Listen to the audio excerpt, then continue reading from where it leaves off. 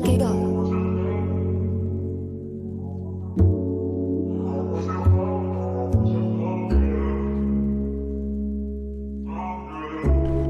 I want you out here. It's the darkest hour. I got that feeling and I want you right here, right next to come love me in the shower. Ooh, you like it, buddy, girl, I want you right now. Let me take you down, down, down, down, down. Let's go.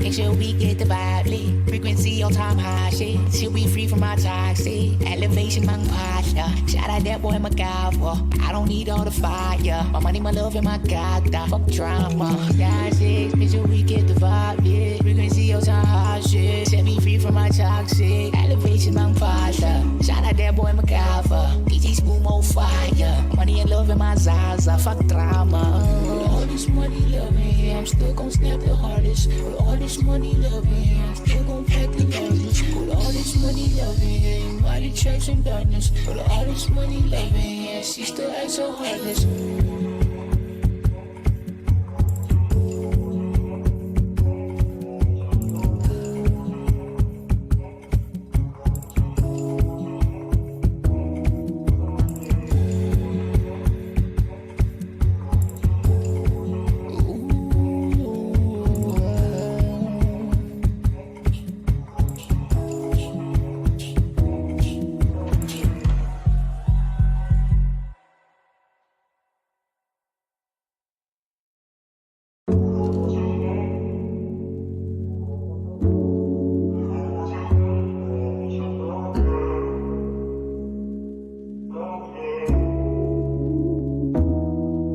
Black it up.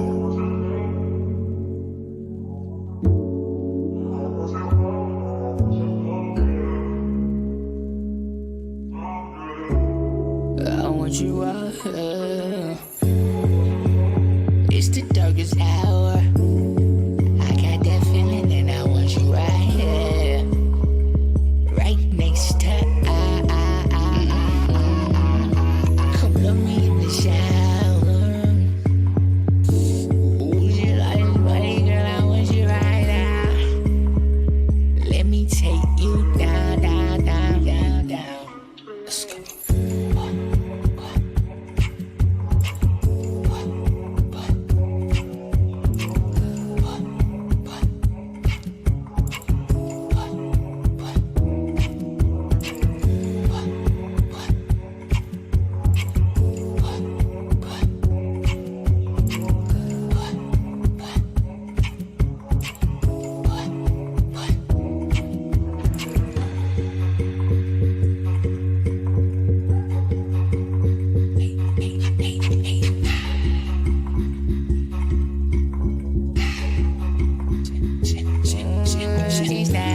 Make sure we get the vibe lit. Frequency on time high shit. She'll be free from my toxic. Elevation, my posture. Shout out that boy, my God, I don't need all the fire. My money, my love, and my God, fuck drama. That's it. Make sure we get the vibe lit. Frequency on time high shit. Set me free from my toxic. Elevation, my posture. Shout out that boy, my God, DJ Spoon on fire. Money and love in my Zaza. Fuck drama. With all this money, love me, I'm still gon' snap the hardest. With all this money, love me, I'm still gon' pack the largest. With all this money, love me, mighty checks and darkness. With all this money, love me, she still acts so heartless.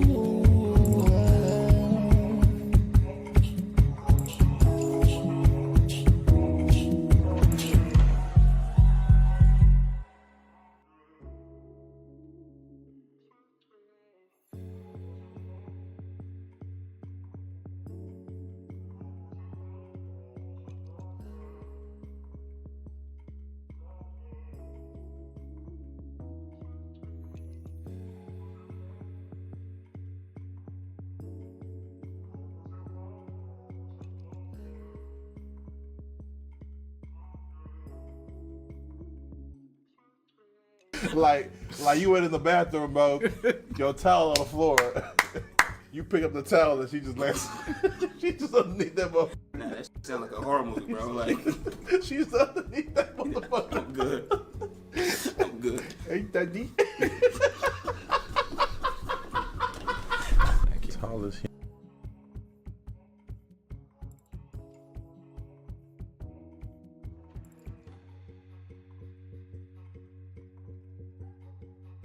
And I love it. I love my height, and being here makes me love it and makes me embrace who I am and how tall I am. So your friends and family the same height as you, the girls?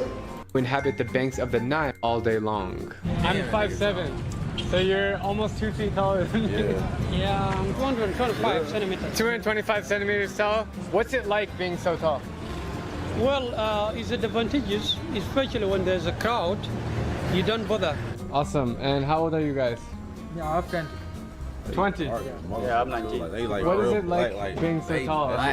They're very happy to be tall. They're happy to be tall. Yes. In fact, the tallest NBA player in history is a guy named Manute Bol, standing at 7 feet 7 inches. And can you guess where he's from? South Sudan.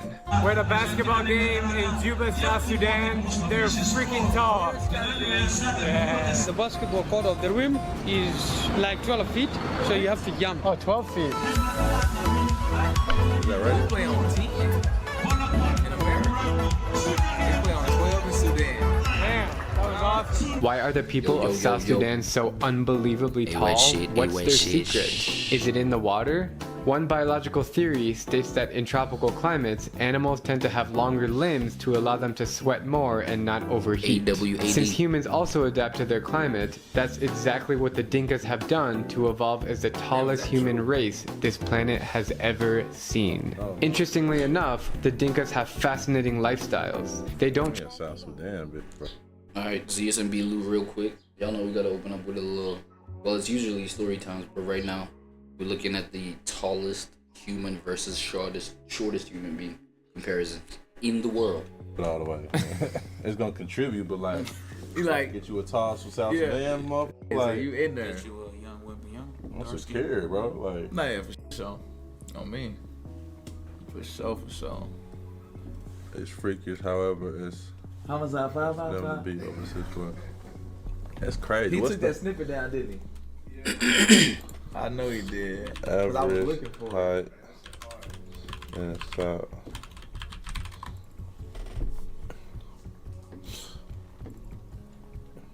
Dream off of 6 5, feet that's average 6 is crazy. That's for males or females? Other than groups.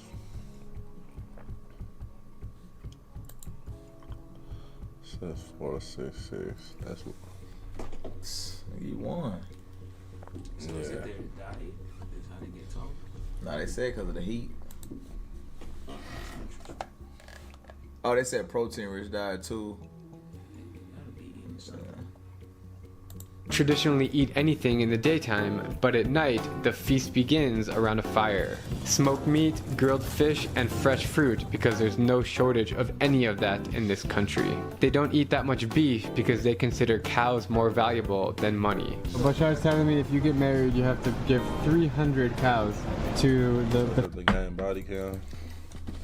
So you can see that? What? They said you trying to get married to Sudanese, you got like, is that 300 cows?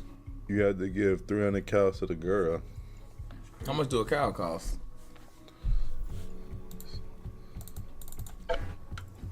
How much? 1 2 1 2 1 2. Yo. I ain't gonna lie, I was low key just waiting for people to get in here, people to get in the chat, people to, you know what I'm saying, tap in, blah blah blah. Again, man, hope y'all doing good. Hope y'all got great sleep. You know what I'm saying? Great eats. You feel me? Worked out if you work out. You know what I'm saying? Matter of fact, let me pull up even closer to y'all, man. See y'all boys, man. Yeah. Hope y'all prayed up. Feel blessed up. Feel good, great. You know what I mean? All of that. You know, I was thinking about something. I think 24 hours ago, some shit like that. I was thinking, yo, because you know, I be among like a bunch of people on the daily, nigga, at work, right? So obviously there's people like colleagues and friends and blah blah blah, right? So now I'm thinking about the whole concept of you know, when you're kicking it with a bunch of people that you fuck with, even you may not fuck with them like that, but you just like kicking it around them and things like that, and y'all just end up talking about some shit, right? Now, I'm thinking, okay, people end up talking about other people. People talk about people all the time, right? Whether good or bad or however the case. I get the positive aspect of it. I get when people talk positive about you. But have you considered, okay, here's another thing I want to put to it. Number one, I get when people talk positive about you. But number two, I know everybody expects that people talk positive about them, right? Let's be honest. You know what I'm saying? And I'm talking about, for the most part, majority of people that just, I don't want to call people NPCs. You know what I'm saying? I don't believe in NPC-dom, right? In the sense that it's made for people to believe it, right? That NPCs is this whack, you know what I'm saying? Just low tier type of human being. Like that's what, because NPC is non-playable character, right? So it refers to the just floating characters in the game.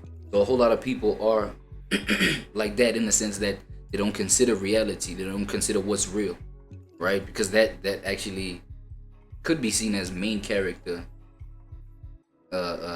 energy, because you're aware of yourself instead of aware of your surroundings. Yeah, I think that clarifies it even more. So being aware of self versus external versus surroundings more, yeah, that's main character energy, right? But then NPC shit, like that's just extra energy, like an extra in a movie scene type shit, right? You're just a floating character. You're not that important, but you know what I'm saying? You just gotta be there just to. So those are the people with the minds that just like don't focus on self. So they just move with the crowd. They focus more on the environment and where the movement of that is going, and then just follow suit, right? So sheep, basically. So a whole lot of people are that in the sense that, you know what I'm saying? The ignorance of thinking that everything has to be positive about you. Everybody has to speak positive about you. And that's all that exists, right? Think about it. In reality, bro, there can't be, right, one thing more than something else. You know what I'm saying? Like exclusively just one reality or one experience without any other things to make it that experience, right? So for example, you cannot be a human being without having parents that give birth to you, right? So the environment is included type shit, you know what I'm saying? But now we understand that your own body, your own skin, your own everything, your own name, right? Your own shape makes you who you are. But that's because two other human beings have had to give birth to you. So we cannot not consider that, right? So now bringing it back to the positive and negative talk about you. So you can't have people talking positive about you without a little bit of hate, without people that hate on you, because not everybody's gonna like you the same, right? So the people that do fuck with you because, you know, because you overcome shit like hate, because you overcome shit like the resistant people that like talk against you, right? Because you overcome odds, shit like that. So there has to be the negative, there has to be the odds, the shit that go against you for the positivity to be there.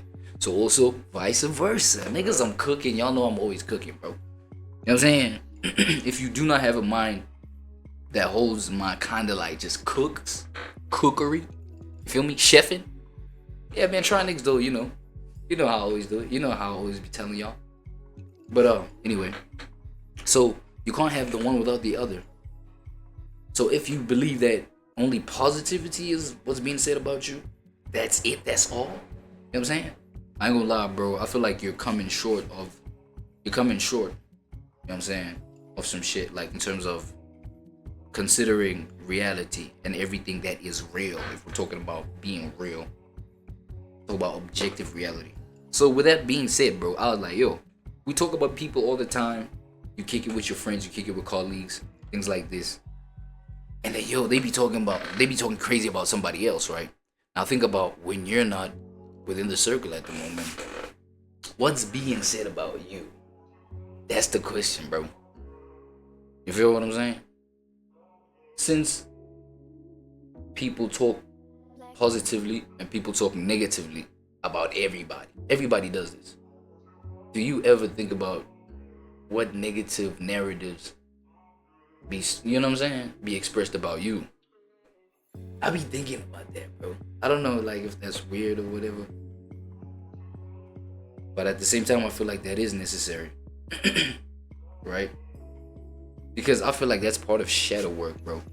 When we talk about tapping into your dark side, when we talk about, you know what I'm saying, integrating all of who you are, what you believe is positive about you, and the kind of conversations that may go on that's negative about you, that may inform you what is negative about you, right? But obviously, people that are not going to tell it to your face, there are people that do tell it to your face, of which we all know those are the more valuable people, the people that are honest with you, shoot straight with you, friends that could tell you when you're fucking up, friends that could tell you that, yo, you got a huge doo-doo stain on your face, bro. You must have not fucking washed your ass today, bro. What do? Right? People that can tell it to you like this, like, those are more valuable than people that won't tell it to your face. You know what I'm saying? But the point I'm making is, we gotta know what negative fucking narratives are being spun about you, dog. You feel what I'm saying? I don't know. It's an interesting thing to, like, because think about it, bro. Number one, well, one thing amongst a lot of things that could help you with is literally, bro, give you a tough skin on some shit. You know what I'm saying? Because if you know that, nah, bro, I know what's already being said, like, nothing hits you by surprise, right? So things won't affect you in ways that could bring about unnecessary result type shit, right? It's a very interesting avenue to explore, man. Like, what negative shit y'all be saying and shit. And I understand, bro. Like, people don't be people don't got, like, tough skin. You know what I'm saying? So people's is different. You feel me? Other people, that kind of thing may affect them. But what are we trying to do with this kind of exercise, right? It's to get over that kind of shit. It's to get over that kind of mental barrier where shit that's being said, bro, shit that's just being verbalized about you, how can that make a motherfucker off they self? You know what I'm saying? Because now we talking about shit that gets as deep as taking shit there off yourself, because, you know what I'm saying, being spoken about negatively. Or you crash out on some shit. Now you crash out, now you mad, now you're an animal. You can't even be, like, controlled. Just, you know, motherfucker told you, nigga, what the fuck, nigga, you smell gay. What the hell? On some shit, though. Nah, but since it was a story time, I was just, like, trying to kick my own story times that I be kicking in my own head. You check? Yeah, so, you know, let's get into it, man. AWAD shit, still kicking it with B-Lou and Zias, my boy B-Lou and Zias. On some shit, though, that was, like, kind of an icebreaker, too, though. Yeah. You know, we gotta open up the syllabus real quick. Gotta get into some shit. How does your body turn food into poop? Interesting one to get into first, right? First, I gotta unmute this bitch. Now trending. What the hell? This is a trending channel? Trending things? Education. Normal vaginal childbirth? Whoa. Wisdom teeth extraction. How does your body turn food into poop? Okay, we're about to get into how your body turns food into poop right now, but I think this might just be content that we need, bro. Fuck it. Let's go ahead and pop it in here. Check what this is here now. Turn into poop. How does the food you eat turn into poop? This process begins in your mouth. When food is mixed with saliva chemical, digestion begins. In saliva, there is an enzyme called amylase, which is responsible for breaking down carbs. While mechanical digestion begins just when food is chewed, the epiglottis is a flexible flap at the end of the larynx in the throat. It works as a switch between the larynx and the esophagus, letting air into the lungs and food into the esophagus. The esophagus is a tube made of muscles that run from the throat to the stomach and is about 8 inches long. The esophagus uses a process called peristalsis, which involves moving food from the mouth to the stomach. This process looks like a sea wave going through the muscle. Then the food enters the stomach, which is a round, hollow, J-shaped organ, which is located between the esophagus and the duodenum. The stomach has 3 mechanical jobs. First, the stomach has to store the food it has received in liquid. And for this to happen, the muscle in the upper stomach has to relax so that it can take in a lot of food.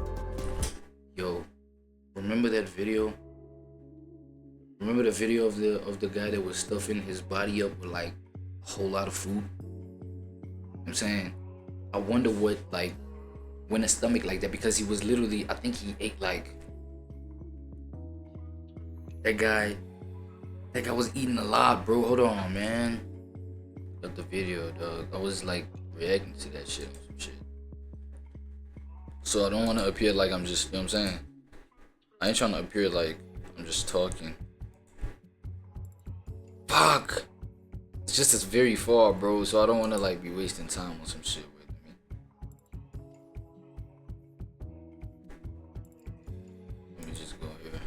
Go on my channel, bro. Check the video out. So he was stuffing his whole face up just to, because there's this program where a whole lot of, you know, my 600-pound life kind of program. So he was trying to eat the heaviest person's food, bro. What the fuck is it? And it was after that.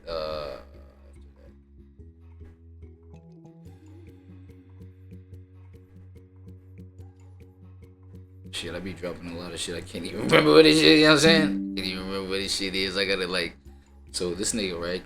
Yeah, this guy. So was stuffing a whole lot of food in his face, bro. Here is exactly how much size He matters. experienced. Here is exactly how much size matters. Most of what you read and see online. So he basically experienced body dysmorphia, bro. In my opinion. Quite deep in the literature on this. I won't say how deep. And in my opinion, the best study on this subject comes from Prowse and colleagues, who had women actually handle 3D physical models and pick their favorite. And the reason this method is so it's not good this one though. Hold on. This one is mismeasurement and miscoordination. Like a woman might say in a talking about survey length, or in a conversation that oh fuck, they actually look alike. It's not this one. It's not this thing. Body dysmorphia, bro. I think I should just type body dysmorphia. It might be on the other channel. Yeah, it might be on the other channel. But fuck, bro. Bro, this nigga. So he was checking out the world's heaviest people, right? And then he was trying to eat their diet.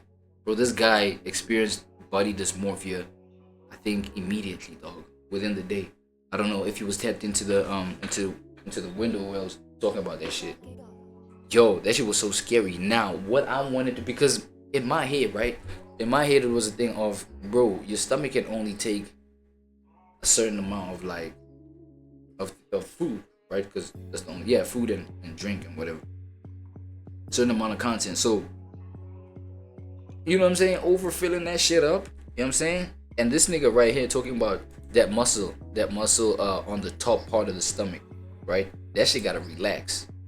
That motherfucking shit did not look relaxed, bro. That nigga stuffed his whole shit up, bro. Pretty sure his stomach was like crying for help, nigga. Cause this nigga's like, yo, this part right here. It is received in liquid. And for this to happen, the muscle in the upper stomach has to relax so that it can take in a lot. Now that nigga, bro, like that nigga went from abs to the stomach just blowing up. Like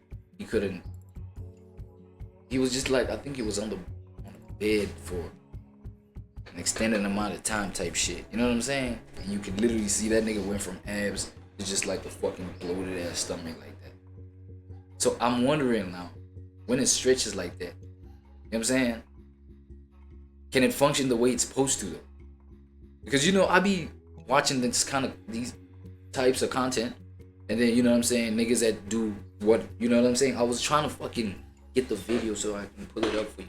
I was reacting to that shit. But damn, it's too far, dog. I'm gonna waste a lot of time. Now it's on the second channel and blah blah. And now I'm gonna have to go search over there. You know what I'm saying? But that nigga, bro, I was damn near crashing. I was like, this is crazy. I was like mad as hell. Because this nigga's literally destroying his body in front of us. You know what I'm saying? But then now I'm thinking, imagine the whole collective of obese people, bro. How this literally happens. But it might be that the stomach stretches, right? Of food. Motherfucker stretch though. The inner layer of the stomach is full of wrinkles known as rugae. These allow the stomach to stretch and make room for large meals. Stretchy. Boom! This is our answer, bro. So this motherfucker stretches. Hold on. I gotta find out something real quick. My bad, y'all. I'm so sorry. I know this is the educational part, and I'm out here like being distracted. So, what's the maximum size?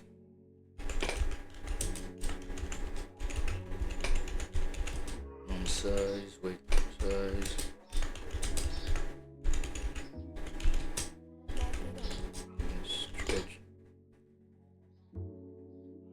Stretch, nigga. I'm looking for a suggestion. Come on, suggest some shit.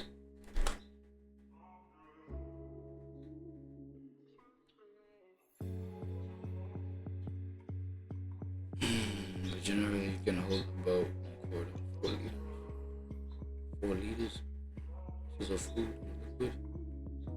Fully expanded. Huh? 135 ounces. 4 liters. That's 2 liters of filtering.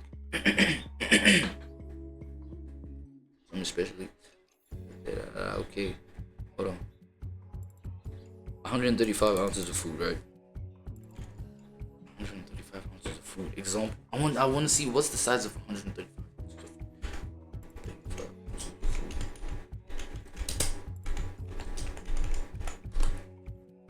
Show me pictures. 16 cups of what?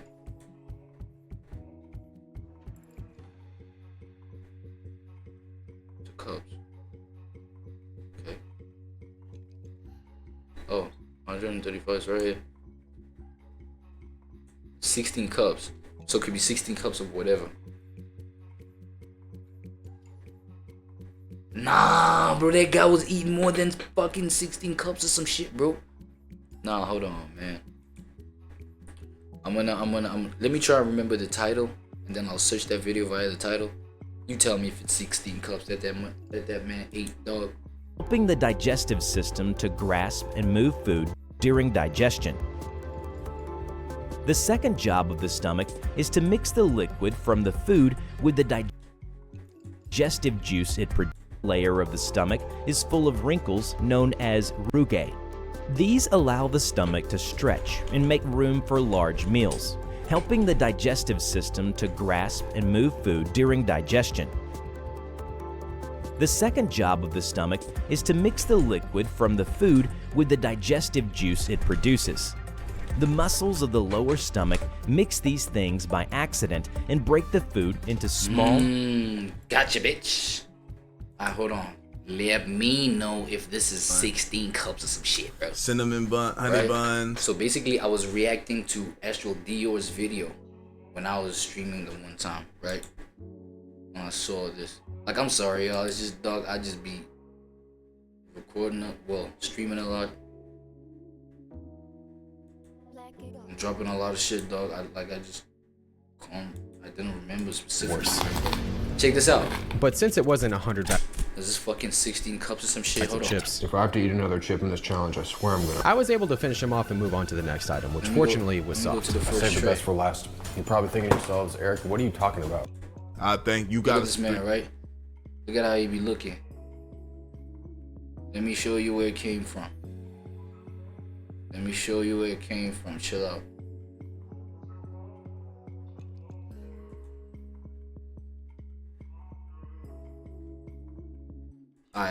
Nah, man. Where's that platter? Homie started with some crazy ass platter. Hold on. Crazy ass platter, boy. Feeling I won't be. Look at that. Oh, fucking 16 cups. Fucking 16 cups, bitch. 2 full chickens. This might be 3 full chickens. That shit, look.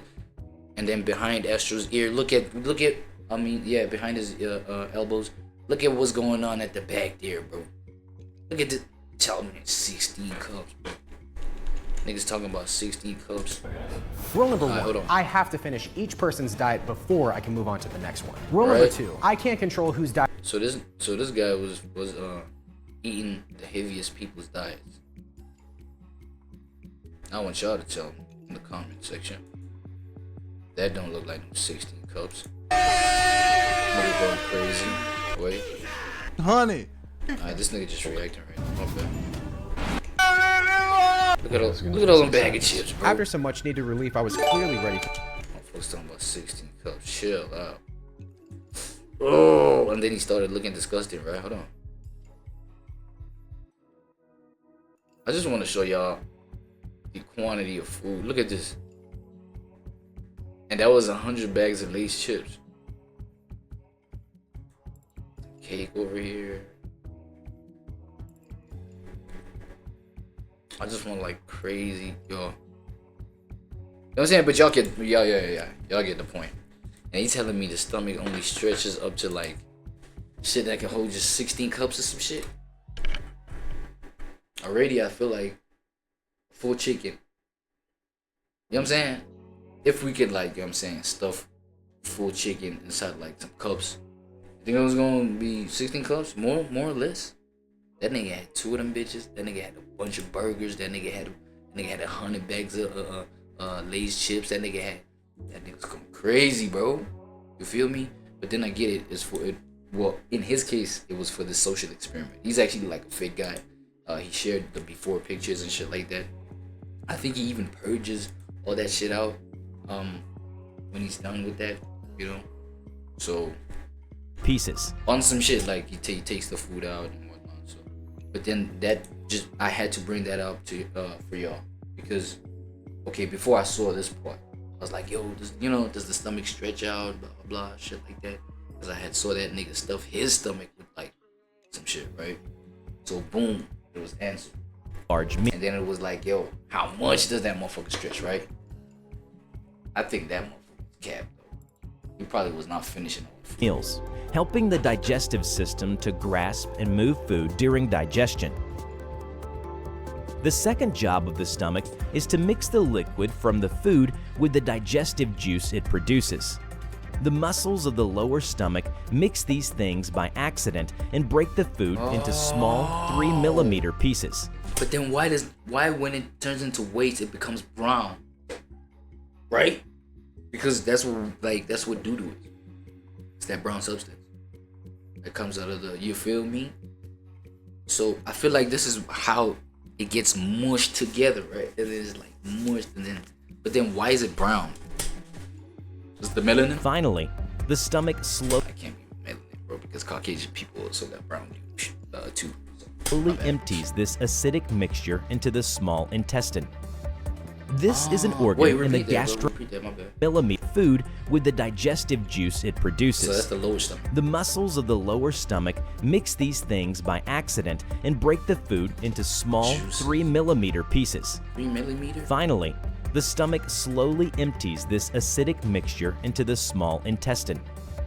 This is an organ in the gastrointestinal tract, where most of the final absorption of nutrients and materials from food takes place.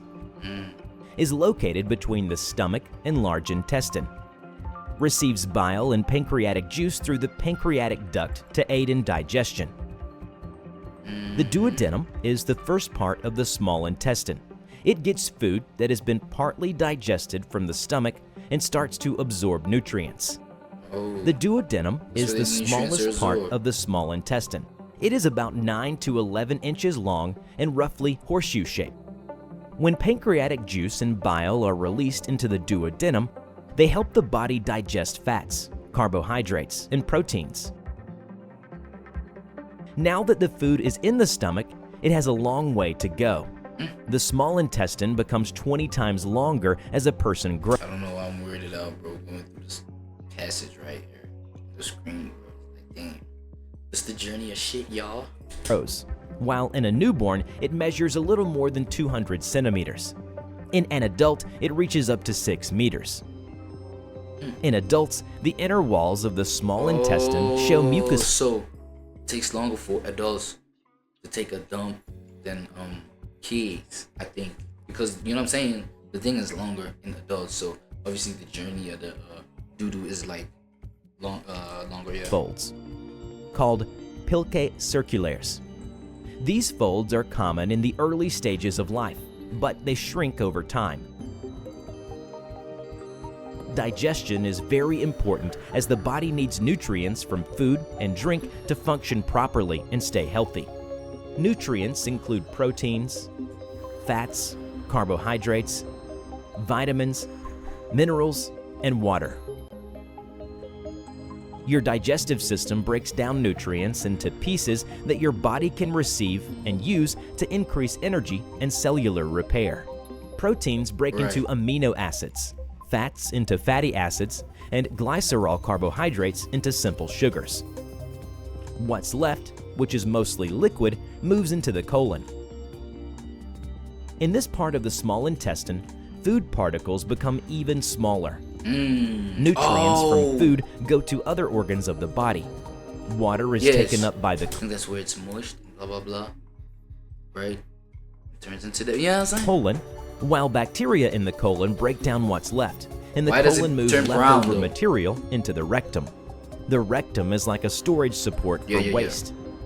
The muscles of the rectum move waste, called stool, out of the body through the anus. Why is it brown, dog? Because you be eating like pies and shit, right? You be eating shit with mayo. Mayo's white. So is it the lack of consistency and color that ends up, because right, they get all smushed and they go from that big, that what, colon? And then, you know what I'm saying, get into the rectum and squished even more together. Feel me? But that should be like a whole bunch of like colors. Instead of low key, I wanna like research that shit. But I ain't about to type why is shit color? Why is the color of shit brown? I'm not about to type that on my screen, bro. The fuck? Nigga, about, you know what I'm saying? I feel like that's about to fuck up my algorithms of like, you know what I'm saying? Cause now it's about to maybe suggest things like that. Like, nah, I don't want that. Anyway. Okay, I don't know, for anybody that was like I did this for y'all. Like whoever would be interested in shit like this. You know what I'm saying? I mean, it's interesting, bro. It's educational. That's why we growing with this kind of shit. So shout out Trending Now, man. Dawn breaks over the rugged landscape as a small group of humans emerges from the mouth of a limestone cave. Their day has already begun, some scanning the horizon for game, others gathering kindling for the fire that never fully dies out. But what exactly filled the hours of our Paleolithic ancestors? The fuck, caveman? This nigga said our ancestors. Nah, buddy. Who's yourself in that motherfucker? I ain't even sure if I want to be included in that motherfucker. Did see the video, and I'll see if I want to be identified with the statement that you just made. The popular image of cavemen dragging women by the hair and clubbing mammoths hardly captures the complexity of their daily existence. So how did they spend their waking hours when survival was a full-time occupation? Good question. When we speak of cavemen, we're referring to humans who lived during the Paleolithic period, spanning from approximately 2.6 million years ago to about 12,000 years ago. This represents over 99% of human history, a time before agriculture, before cities, before... Quick question though. So, okay, time we know that time moves. Time, you know what I'm saying? And with the movement of time, there's always some change, right? With the movement of time, there's always some change. Seasons, things like this, patterns, things come, things go. You feel me? Things begin, things end. So now, back when people was cavemen, right? Is it a memory thing that people are relying on? Because there was no like there was nothing to capture cavemen. There was no like picture phones, like video cameras, picture phones. What the fuck? That's just my fault. It's early in the morning, bro. It's like it's like 4 a.m. So they didn't have cameras, though. You know what I'm saying? They didn't have picture cameras, video cameras, blah blah. But there seems to be like this idea of like how the caveman looked, how the caveman looks like. What the fuck? I can't even say this shit right. There's this idea of how the caveman looked like, right? With the hair all over their bodies and the little mouth. Did you see that the first picture, his mouth, right? When they showed the first caveman over there, this piece right here, this piece, that shit was like this long. Huh? This piece right here was like this long. I feel like mine is just like the size of like my finger right there, like that. That niggas was like this long, bro. Like was the size of like my palm. Bro, let me show y'all what I'm talking about, bro. For y'all, you know what I'm saying? But y'all think maybe I get too fried, you know what I'm saying? Maybe end up not being able to know what I'm talking about. This nigga, bro. What the fuck? What? Nah, hell no. What the fuck is this? Right? It's an example. Okay, now, again, we do have different variations of kinds of people, kinds of creation, kinds of forms. You feel me? But this sucker right here, dog, weird. So, I'm just asking for that sake, OT. How do people know this idea of how cavemen moved? Because there's also this one, right? Where this bitch looked drunk. Humans who lived during the Paleolithic period. Check this. Spanning from approximately. This bitch that looks drunk with the crazy hair. Like this one. Like she just got, you know what I'm saying? Like she just got some BBC, like ran through now. You know what I mean? Like heavy round of BBC. Now she like so weak. She kind of low key disorientated. Like, how do you have an idea that these niggas like used to do this? They used to move this. This was their movement. You feel me? That was them too. Like with the whole thing. Maybe they trimmed their shit down. Maybe they could cut. I don't know, somehow. Maybe they didn't have facial hair back when I don't know, bruh. Okay, obviously they had facial hair because apparently, according to the theories, right, they were more outdoors and shit like that. So obviously maybe your skin develops more hair because of that, maybe. Natural selection, perhaps. How do niggas know, bro? That's what I'm saying. Is it like the picture that we have in terms of when we think, or when we try and express the idea of what shit was like back then. You know what I'm saying? But how do you know how we look if there was no pictures or anything like that? Because think about, okay, cool. Even if maybe the ideas, they were passed down from generation to generation. Maybe the first, for example, generation 1 right here, right? Gets told no. They were verbally, the shit was verbally described, right? The shit was verbally like expressed. So these niggas ended up, okay, they had the verbal expression, right? The verbal illustration. They probably now tapped into drawing the shit. Then the second generation is gonna maybe draw it on the rocks, right? Third generation is gonna maybe gather whatever that was drawn on the rocks. You know what I'm saying? Trying to draw, but it's like broken telephone, nigga. You're not gonna tell me you're gonna get exactly what you was told. Try and draw it. You know what I'm saying? You're gonna get exactly every detail. Feel me? So this might just be like a made up, like literally, a fictional, just like idea, fictional, just form of how. You know what I'm saying? Cause shit is like, man. That's why in the beginning of this video that I'm reacting to right now, I was like, yo, I don't think I necessarily want to be included in the statement of you saying, yo, our forefathers. What the fuck, caveman forefathers? Bro, I don't even know if my people was like in them caves like that. You know what I'm saying? So anyway, our understanding of daily life no more pauses, let's go. During this era comes from multiple lines of evidence. Archaeological sites preserve stone tools, hearths, food remains, and occasionally more perishable items like textiles or wooden implements. Cave art and portable artifacts provide glimpses into their symbolic world. Ethnographic studies of recent hunter-gatherer societies offer additional insights, though we must be cautious about direct comparisons across such vast time spans. The Paleolithic wasn't a monolithic experience. It varied dramatically by region, climate, and time period. Early Homo habilis living in Africa 2 million years ago had a profoundly different daily experience than Cro-Magnon humans painting the caves of France 20,000 years ago. Climate was perhaps the most significant factor determining daily routines. During the Ice Ages, when much of Northern Europe but I'm not gonna lie, and it's questions like this that I'm asking where, you know what I'm saying, people, like the broken telephone effect, where people now is like, yo, was Jesus black, was Jesus white? You know what I'm saying, for an example. It's like now we end up having questions like that, and then we end up having a whole, how can I put it, just industry maybe, of people trying to get into people's minds. Because at the end of the day, bro, I feel like mind control is the most, obviously having someone else's mind is the most valuable thing you could have. And you know what I'm saying, as in being able to control that, influence that somebody else's mind, make them do shit. It's like you got the highest value that you could get. You know what I'm saying? Not their money, not their whatever. Them giving you money is a result that you got their mind.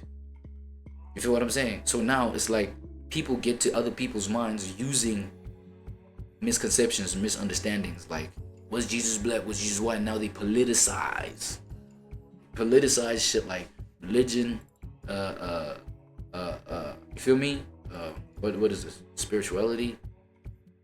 Because you know what I'm saying? Look, I mean, I'm talking about what the Jesus archetype stood for and symbolizes. You know what I'm saying?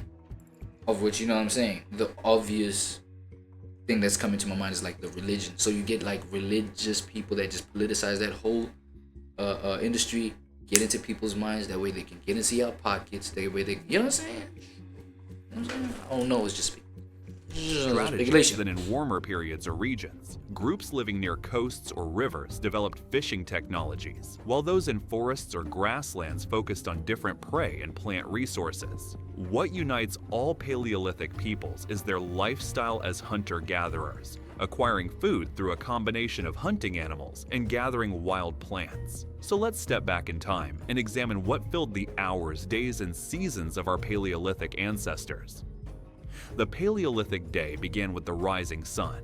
Unlike our artificial lighting and rigid schedules, these early humans followed natural rhythms of light and dark, adjusting to seasonal variations. Morning typically began with rekindling the previous night's fire. Archaeological evidence from sites like Terra Amata in France, dated to 380,000 years ago, shows carefully maintained hearths, critical for warmth, light, protection from predators, and cooking. Starting a fire from scratch was challenging. Most groups maintained embers or slow-burning materials overnight. Mornings were likely devoted to essential tasks requiring daylight. The band would assess immediate needs. Was food running low? Did tools need repair? Were there signs of game nearby? Water collection was a daily necessity, typically from nearby streams or springs, carried in containers made from animal bladders, woven baskets, or eventually pottery. Rather than rigid schedules, Paleolithic life followed a pattern of immediate return activities and delayed return planning, preparing for future challenges. Evidence from sites like Gesher Benot Yaakov in Israel from nearly 800,000 years ago shows remarkable knowledge of seasonal plant cycles, suggesting sophisticated planning. The day's main activities varied by season and immediate needs, but food acquisition dominated. Adult males often focused on hunting, especially larger game, while women typically gathered plant foods and hunted smaller animals. However, this division wasn't rigid. Archaeological evidence suggests considerable flexibility in gender roles. Midday might include food preparation, tool maintenance, or rest during intense heat. As the day progressed, hunters returned with game, when successful of course, and gatherers with plant foods. As daylight waned, the community gathered around the fire. This evening time likely included storytelling, planning, and social bonding. Obtaining food was the primary occupation of Paleolithic peoples. Hunting large animals required considerable skill and coordination. Early humans likely began as opportunistic scavengers, but by 500,000 years ago at sites like Boxgrove in England, we see evidence of organized hunting. A horse shoulder blade from this site bears a clear spear wound, demonstrating direct hunting rather than scavenging. Early Paleolithic hunters used simple hand axes and wooden spears. By 400,000 years ago, humans at Schöning in Germany were crafting sophisticated wooden spears perfectly balanced for throwing. The introduction of spear throwers around 30,000 years ago dramatically increased range and power, while bow and arrow technology appeared in some regions by 20,000 years ago. Hunting wasn't always successful, making plant gathering the more reliable food source. Archaeological evidence shows Paleolithic people consumed a wide variety of plant foods: tubers, fruits, nuts, seeds, and leafy greens. Studies of dental calculus from Paleolithic teeth reveal traces of numerous plant species, including various medicinal plants. Plant gathering required extensive knowledge of growth cycles, habitats, and processing techniques. This knowledge was likely passed down through generations, creating sophisticated ecological understanding. The Paleolithic site at Coster in Illinois, dated to approximately 9,000 years ago, shows evidence of fishing using nets and hooks crafted from bone. Seasonal variation dictated rhythms of food acquisition. Spring might focus on gathering eggs and fresh greens, summer on berries and hunting young animals, autumn on nuts and preparing for winter, while winter often relied more heavily on stored foods and hunting. Food storage technologies were limited but crucial. Some groups dried meat to create early forms of jerky. Underground storage pits preserved certain foods in cooler temperatures. In colder regions, freezing provided natural preservation. The Paleolithic diet was remarkably diverse, much more so than early agricultural diets. I don't think, if you really think about it, yes, the change has been drastic because, you know what I'm saying, time brings a lot of things. Time brings a lot of change, right? But then now, if you think about it, we really have been living, well, human beings. What the fuck? I'm still finna clarify the fact that I come from caveman. You know what I'm saying? That might be the rest of humanity, bro. Caveman? Nah, we're gonna have to dissect that a little deeper for myself before I feel comfortable be like, yo, caveman. Especially the fact that they're depicted in the way that they're illustrated, the way that they're illustrated, the way that they illustrated. Feel me? But anyway, where was I going with this? Oh yeah, the fact that, you know what I'm saying, it hasn't been much different, bro. You just, because, you know what I'm saying, it's about them that go out in the field, bro, and hunt and gather. Those are the ones that eat. And obviously, I feel like it wasn't all the way selfish because people lived amongst one another. There was still a collective. So yes, it's about the ones that wake up early and go and hunt and blah blah blah. But I feel like the way human beings think, it did hit them, the fact that those that actually can hunt or are good at hunting, it's mandatory for them to wake up for the sake of the rest of these. Maybe it's a community, maybe a family. You know what I'm saying? Maybe a nation would maybe start picking men who are the strongest, who are the, you know, the fastest, the smartest, the sharpest to go out there in the fields, blah blah blah. And then the women, you know what I'm saying? Like just on some group vibe tips. And I think that's where the organized, oh my God, or the systematization, the organizing of, like, you know what I'm saying? Shit like maybe industry, you feel me? Because now you had to like collect motherfuckers on some shit. Be like, who's the strongest in the pack? Y'all, I need all of y'all one side. You know, you work on them, blah blah blah. But then again, who was the authority that ended up creating these decisions? That, yo, all men should probably wake up the earliest to go and hunt and blah blah blah, and all the women, y'all stay behind and y'all do the planting and the gathering of the plants and shit like that, right? Of the plantations. So, you feel me? But obviously, I would assume that came, you know what I'm saying? In the sense of just making shit easier, you feel me? More convenient for everybody, you feel me? So, and then the only difference is the fact that that shit grew into being something that's like so, such a huge like matrix, dog, like system where like, you know what I'm saying? Now we clearly see that it benefits only a few in some shit on some levels, you feel me? There's shit like 1% earning class in terms of income. It's like, what the fuck? Like, now it just, I feel like the side effects are at a point where they've accumulated so big that, you know what I'm saying? Now it's just, the perception of it has become something completely different than what it is. You know what I'm saying? But on some shit, on some tip, motherfuckers back at this time versus right now, you know what I'm saying? It was the same mentality, it was the same mental patterns in terms of how we sustain ourselves and maintain our lifestyles. That follow. Analysis of bones from Paleolithic humans shows generally good nutrition with fewer deficiencies than their agricultural descendants. One crucial innovation was cooking. While the exact timing is debated, control of fire for cooking dates to at least 400,000 years ago, with some evidence suggesting much earlier origins. Cooking made many foods more digestible, releasing more calories and neutralizing natural toxins in some plants. Paleolithic humans spent considerable time manufacturing and maintaining tools. Tool making wasn't occasional but constant. Stone tools dulled with use and required regular resharpening or replacement. A skilled knapper could produce a functional cutting edge in minutes, but more complex tools required hours of careful work. The evolution of stone tool technology reveals increasing sophistication.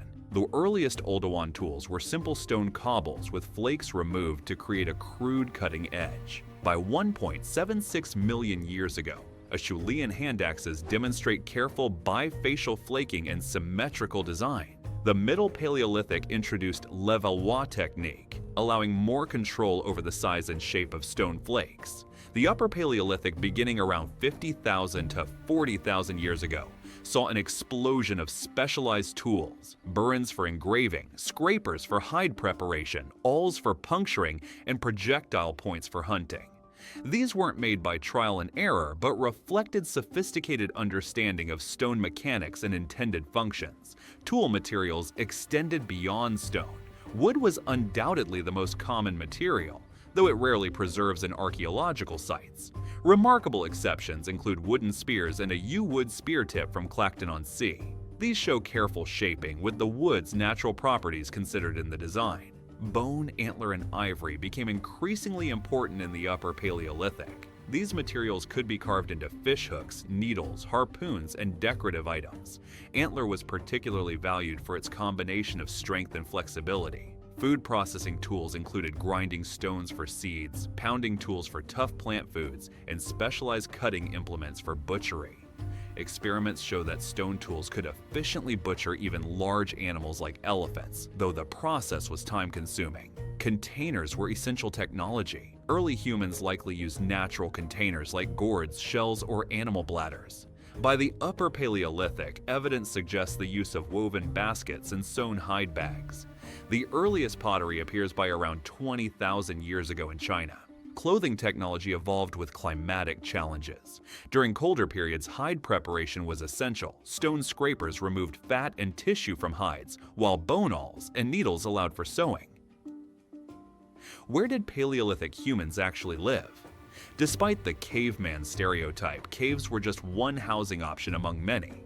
Natural shelters like caves and rock overhangs were indeed used when available, especially in regions with harsh weather. Famous cave sites like Lascaux or Altamira preserve evidence of extensive occupation. However, caves suitable for habitation were relatively rare, and evidence suggests they were often used seasonally rather than year-round.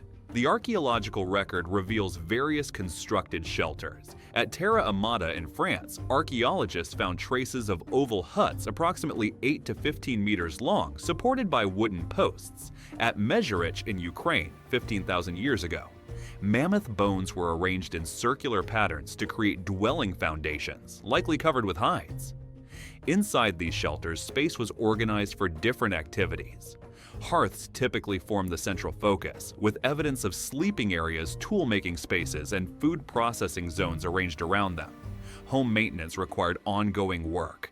Fire needed constant attention, shelters required repair after weather damage, and living areas needed periodic cleaning. At some sites, archaeologists have identified distinct dumping areas where refuse was deposited away from living spaces. Child rearing was integrated into daily life. Unlike modern society's age segregation, Paleolithic children likely observed and participated in adult activities from an early age. Personal hygiene is harder to trace archaeologically, but ethnographic studies of hunter-gatherers suggest regular practices, including dental cleaning with fibrous plants and bathing in available water sources. Home life also included care for ill or injured individuals. Several Paleolithic skeletons show evidence of healed serious injuries or long-term disabilities, indicating community support for those unable to contribute fully to subsistence activities. Contrary to popular portrayals of primitive existence, Paleolithic social life was rich and complex. The basic social unit was the band, typically 20 to 30 individuals consisting of several related families. These bands weren't isolated. Archaeological evidence shows regular interaction between groups. Exotic materials found far from their sources indicate trade networks spanning hundreds of miles. Social bonds were maintained through various activities. Sharing food was fundamental, creating reciprocal obligations. Evidence from sites like Dolny Vestanich 29,000 years ago shows large hearths capable of cooking enough food for substantial gatherings, suggesting communal feasting events. Art played a crucial role in Paleolithic social life. The earliest definitively human art includes ochre processing at Blombos Cave in South Africa almost 100,000 years ago. By the Upper Paleolithic, we see spectacular cave paintings, portable figurines, and musical instruments. Music is ephemeral, but surviving instruments offer tantalizing glimpses. Bone flutes dating to 43,000 years ago have been found in Germany, with careful reconstruction showing they produced notes in recognizable scales. Paired with drums made from stretched hides or hollowed logs, which rarely preserve, these suggest sophisticated musical traditions. Evidence for medicine and healing practices comes from plant residues with medicinal properties found in dental calculus. Some shamanic practices may be reflected in therianthropic, a human-animal hybrid, images in cave art, possibly depicting transformed states of consciousness. Conflict existed but wasn't constant. While some Paleolithic skeletons show violence-related injuries, they're relatively rare compared to later periods. Resource abundance relative to population likely reduced competition in many regions. The Paleolithic lifestyle represents the longest and most successful human adaptation, sustaining our species through dramatic climate changes and enabling global colonization. What can we learn from this enduring way of life? First, Paleolithic humans were remarkably skilled environmental managers. Rather than passive victims of their environment, they actively shaped landscapes through selective hunting, plant management, and even controlled burning. Archaeological evidence from Australia shows Aboriginal fire management dating back 65,000 years, creating mosaic landscapes that enhanced biodiversity. Second, Paleolithic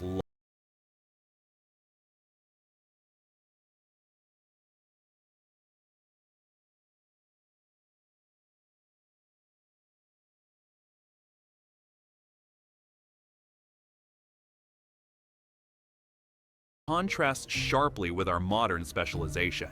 Third, their technologies were sophisticated adaptations to environmental challenges.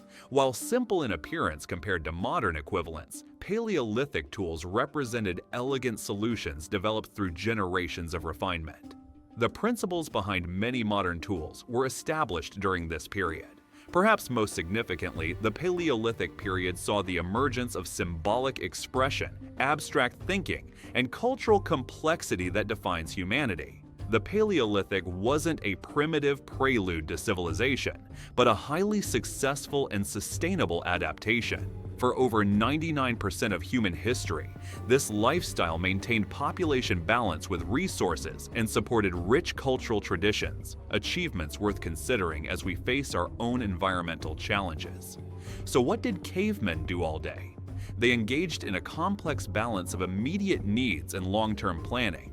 They manufactured and maintained essential technologies. They acquired, processed, and shared food. They created and repaired shelters. They taught their children practical and cultural knowledge. They developed art, music, and symbolic systems. They maintained social bonds within and between groups. They adapted to environmental challenges through innovation and mobility. When we look at the archaeological record with fresh eyes, we see not primitive ancestors, but innovative humans facing environmental challenges with creativity and resilience. Their solutions, from sophisticated hunting technologies to symbolic art, laid the foundations for all subsequent human achievements. The next time you imagine a caveman, consider not a fur-clad brute, but a skilled technologist, a knowledgeable botanist, an innovative artist, and a cooperative community member, all rolled into one remarkably adaptable human, not so different from ourselves. Every single day I sit there scrolling through social media, and without fail, there's a new food spot that everybody is obsessed with. But here's the thing, I've never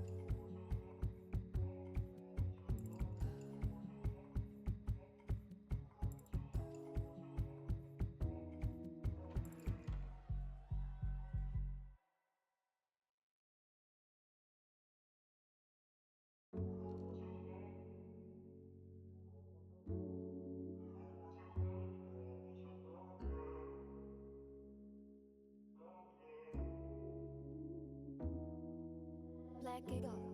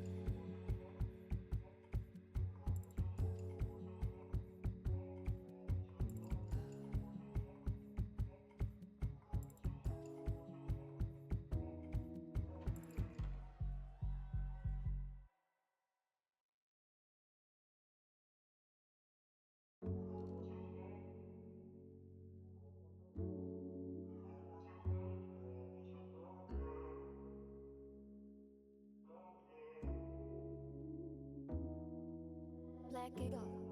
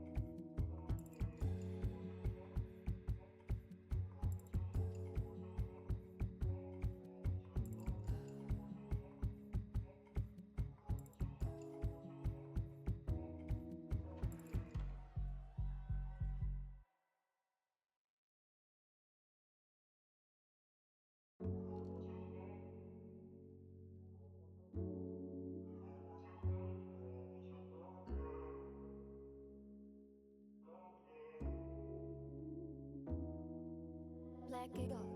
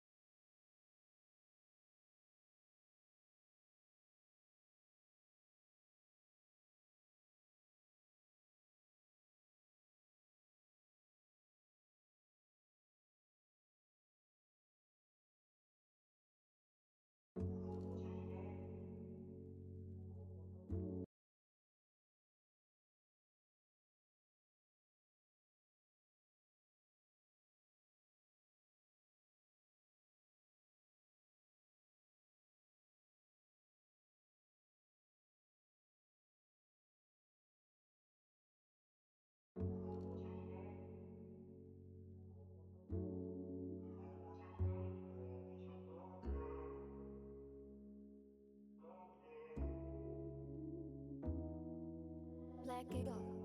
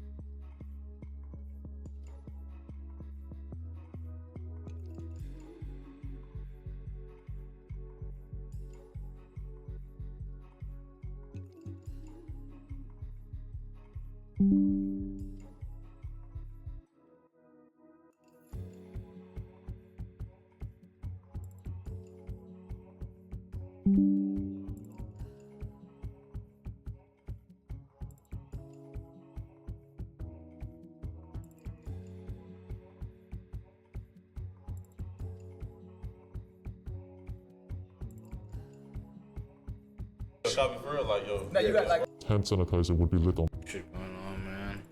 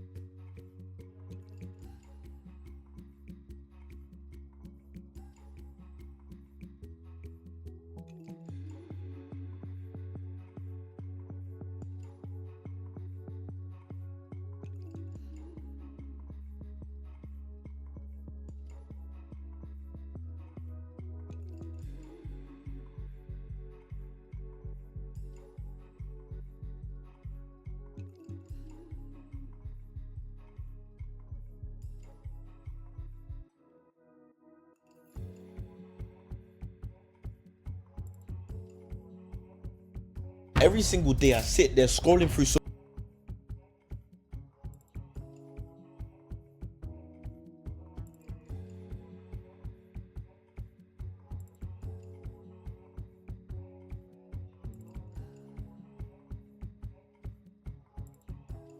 social media, and without fail, there's a new food spot that everybody is obsessed with. But here's the thing, I've never really understood why these spots go viral. Are they really worth the hype?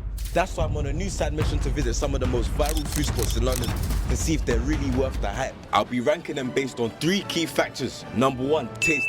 Is the food actually as good as everybody claims? Number 2, TikTokability. How photogenic are the food spots for posts on social media? Number 3, overrated or underrated?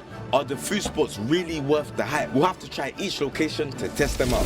First up, we've got Blank Street Coffee. This is gonna be my first time having coffee for about 10 years. I've always grown up hating coffee.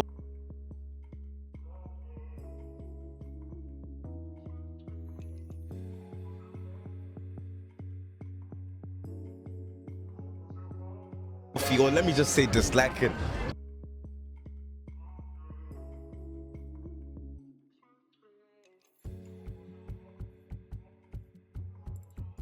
The most I would have had of coffee as a kid was if my dad just left on the side, I'll go and sip it. But aside from that, I'm not an advocate for coffee whatsoever. So we're hoping that Blank Street Coffee can change my mind. The moment I walked in and looked up at the menu, I had no clue of what anything was. I don't know anything about coffee. What's a latte? I ended up getting the matcha. I said, just give me the popular one, and this is the one that she selected for me.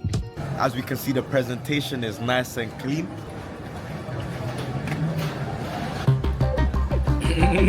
Excellent finish, Marcella. What? It tastes a lot like milk, sugared milk, but it tastes nice. It doesn't taste like coffee. If this is what coffee tastes like, I would have been having it as a kid, but I'm enjoying this. As I go deeper into this, I'm starting to taste the coffee slightly. It's still beautiful, I have to give it to them. Blank Street Coffee, excellent. So to rank this, on taste number 1, I'll have to give it an 8 out of 10. Excellent taste. This has completely changed my mind on coffee. If this is what coffee is, then I'm here for it. And then for the TikTokability, with the way I was looking like one fashionista in that picture, yeah? Modeling agencies, hit me up now. If you're trying to take pictures, Blank Street Coffee is definitely the place to be. With this drink in my hand, even standing there like this. So is Blank Street Coffee underrated or overrated? I'll definitely have to say that it is underrated. Blank Street Coffee deserves every bit of hype.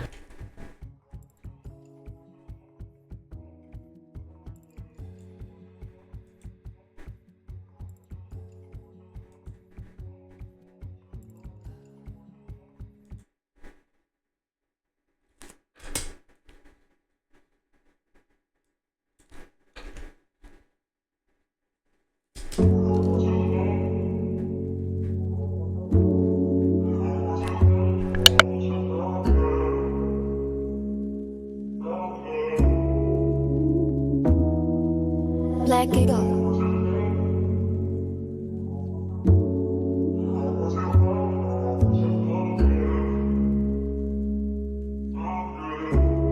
I want you out here.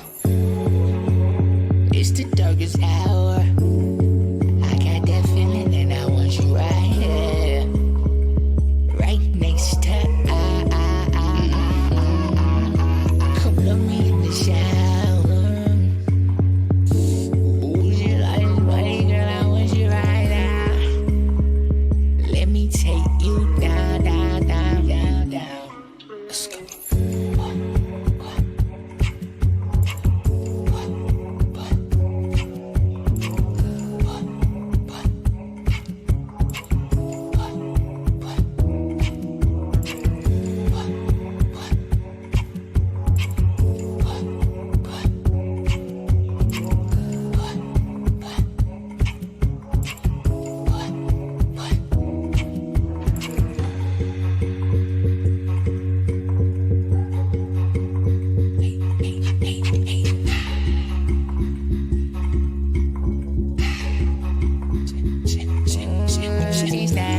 Make sure we get the vibe lit. Frequency on time high shit. She'll be free from my toxic. Elevation, my posture. Shout out that boy, my God, I don't need all the fire. My money, my love, and my God, fuck drama. Yeah, shit. Make sure we get the vibe lit. Frequency on time high shit. Set me free from my toxic. Elevation, my posture. Shout out that boy, my God, DJ's boom on fire. Money and love, and my Zaza. Fuck drama. With all this money, love, I'm still gon' snap the hardest. With all this money, love, I'm still gon' pack the love. this money loving, yeah, mighty church and darkness. But all this money loving, yeah, she still acts so heartless.